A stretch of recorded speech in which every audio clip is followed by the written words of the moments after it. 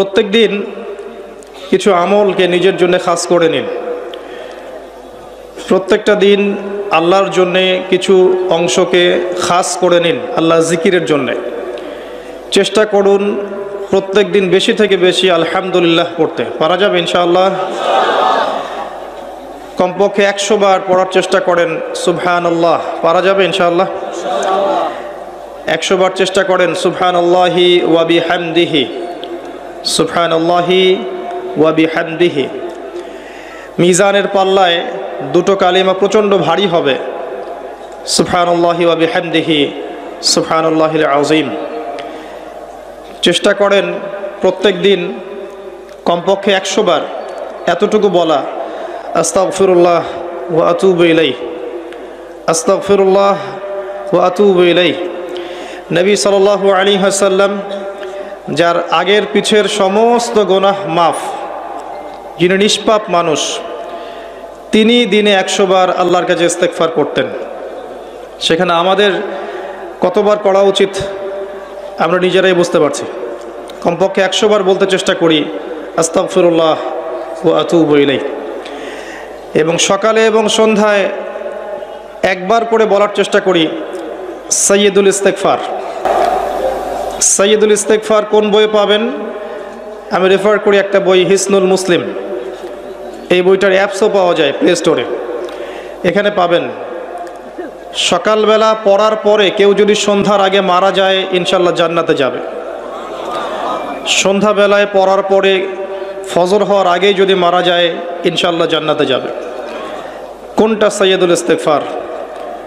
আল্লাহুম্মা আনতা রাব্বি লা ইলাহা ইল্লা আনতা খালাকতানি আনা আবদুক ওয়া আনা আলা আহদিক ওয়া ওয়া'দিকা মাস্তাতা'ত আউযু বিকা মিন শাররি মা সানা'ত আবু'ু লাকা বিনি'মাতিকা আলাইয়া ওয়া আবু'ু বিযানবি ফাগফিরলি ফাইন্নাহু লা ইয়াগফিরু যুনুবা ইল্লা আনতা।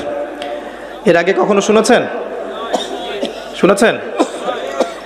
যাদের মুখস্থ নাই, এটা মুখস্থ করা যাবে? সারা জীবনে মাশাআল্লাহ আমরা এসএসসি পাস করেছি না, এইচএসসি করেছি, অনার্স মাস্টার্স করেছি, physics, chemistry, biology, economics, political science, Jio politics, BCS coaching, computer course সব করেছি না? সাইয়্যিদুল ইস্তেগফারটা মুখস্থ করা যাবে না? যাবে ইনশাআল্লাহ। আল্লাহ পাক তৌফিক দান করুন। চেষ্টা করেন প্রত্যেক দিন বেশি থেকে বেশি বলার জন্যে লা হাওলা ওয়ালা কুওয়াতা ইল্লা বিল্লাহ। পারা যাবে ইনশাআল্লাহ? জান্নাতে গাছ রোপণ করতে চান? আপনি কি চান জান্নাতে আপনার বাগান থাকুক, খেজুর বাগান? জান্নাতে গিয়ে দেখবেন আপনার নামে জমি আগে থেকেই কেনা আছে এবং সেখানে খেজুরের গাছ আগে থেকেই রোপণ করা আছে। এমন সৌভাগ্য চান? বেশি থেকে বেশি পড়বেন সুবহানাল্লাহিল আযীম ওয়া বিহামদিহি, সুবহানাল্লাহিল আযীম ওয়া বিহামদিহি। একবার পড়বেন, একটা গাছ রোপণ করা হবে ইনশাআল্লাহ। কমপক্ষে 10 বার পড়বেন, সকালে 10 বার, সন্ধ্যায় 10 বার। কি পড়বেন? দরুদ শরীফ। কি পড়বেন? দরুদ শরীফ। সবচেয়ে ভালো হয় যদি আল্লাহুম্মা সাল্লি আলা মুহাম্মাদ ওয়া আলা আলি মুহাম্মাদ কামা সাল্লাইতা আলা ইব্রাহিম ওয়া আলা আলি ইব্রাহিম ইন্নাকা হামিদুম মাজিদ, এটা পড়তে পারেন। যদি এটা নাও পারেন, শুধু এতটুকু বললেই হবে ইনশাআল্লাহ, আল্লাহুম্মা সাল্লি ওয়া সাল্লিম আলা নবিয়িনা মুহাম্মদ। পারা যাবে ইনশাআল্লাহ? আল্লাহুম্মা সাল্লি ওয়া সাল্লিম আলা নবিয়িনা মুহাম্মদ। সকালে 10 বার, সন্ধ্যায় 10 বার। কি ফজিলত! নবী সাল্লাল্লাহু আলাইহি ওয়াসাল্লাম আপনার জন্য সুপারিশ করবেন ইনশাআল্লাহ। নবী সাল্লাল্লাহু আলাইহি ওয়াসাল্লাম আপনার জন্য সুপারিশ করবেন ইনশাআল্লাহ।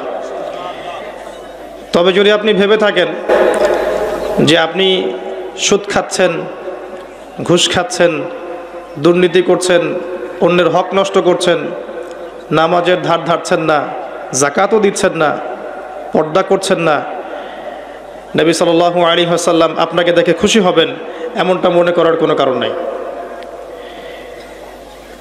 যেমন নবী সাল্লাল্লাহু আলাইহি ওয়াসাল্লাম বলেছেন, এক শ্রেণীর নারী বের হবে আখিরুজ জামানে, শেষ জামানায়। কোন জামানায়? শেষ জামানায়, মানে এই নারীরা যখন বের হবে বুঝতে হবে শেষ জামানা চলে এসেছে। কথা কি বুঝতে পারছেন? কারা তারা? নবীজি বলেছেন নিসাউন কাসিয়াতুন আরিয়া মুমিলাতুন মাইলাত, এমন নারী যারা কাপড় পরেও নগ্ন থাকবে, এমন এক শ্রেণীর মহিলা যারা কাপড় পরবে কিন্তু তারপরেও নগ্ন থাকবে। আমার কি ব্যাখ্যা করে বোঝানোর দরকার আছে? যারা মানুষকে আকৃষ্ট করবে, নিজেরাও মানুষের দিকে আকৃষ্ট হবে, এই শ্রেণীর নারীদের ব্যাপারে নবী সাল্লাল্লাহু আলাইহি ওয়াসাল্লাম বলেছেন তারা জান্নাতে যাবেও না, জান্নাতের গন্ধও পাবে না। অতএব আমল যাই হোক না কেন, শুধু সকাল সন্ধ্যায় 10 বার দরুদ পড়লেই যে আমি সুপারিশ পেয়ে যাব এমনটাও ভাবার সুযোগ নেই। প্রথমত আকীদা ঠিক করতে হবে, তাওহীদ শিখতে হবে, শিরিক থেকে দূরে থাকতে হবে, সুন্নত শিখতে হবে, বেদাত থেকে দূরে থাকতে হবে, হালাল রিজিকের সোর্স তালাশ করতে হবে, পারিবারিক আদর্শটা ঠিক করার চেষ্টা করতে হবে, পর্দার বিধান মানার চেষ্টা করতে হবে, ইসলামের জন্য নিজের জান মাল সময় শ্রম ব্যয় করে কিছু করার ফিকির থাকতে হবে। যখন পরিপূর্ণ প্রচেষ্টা থাকবে এরপরে ইনশাআল্লাহ তাআলা নবী সাল্লাল্লাহু আলাইহি ওয়াসাল্লামের সুপারিশ আমাদের কপালে জুটে যাবে ইনশাআল্লাহ। যদি কোনো প্রচেষ্টাই না থাকে, কোনো প্রচেষ্টাই নাই, শুধু মুখে একবার লা ইলাহা ইল্লাল্লাহ বলেছি এবং ভাবছি যে আমি জান্নাতে চলে যাব, ফরজ ওয়াজিবের ধার ধারছি না, শিরিক তাওহীদের ধার ধারছি না, সুন্নত বেদাতের পরোয়া করছি না, হালাল হারামের কোনো পরোয়া করছি না, ভেবে নিচ্ছি যে আমি লা ইলাহা ইল্লাল্লাহ বলেছি জান্নাতে চলে যাব, তাদের জন্যে আসলে এই পৃথিবীটা নয়। পৃথিবীটা বুদ্ধিভিত্তিক মানুষদের জন্যে।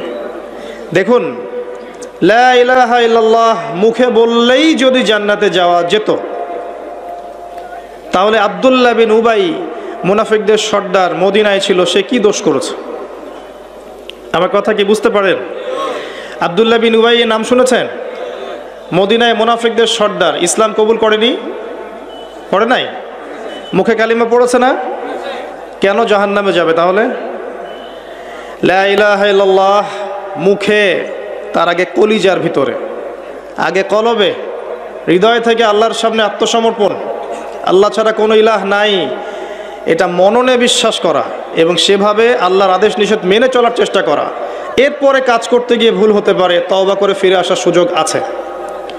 লা ইলাহা ইল্লাল্লাহ এটাকে সরাসরি অস্বীকার করলে কাফের হয়ে যায়। আর লা ইলাহা ইল্লাল্লাহকে মুখে স্বীকার করে মনের মধ্যে কপটতা থাকলে মুনাফিক হয়। আবার লা ইলাহা ইল্লাল্লাহ বলে বিভিন্ন পাপাচারে লিপ্ত থাকলে ফাসেক এবং জালেম হয়।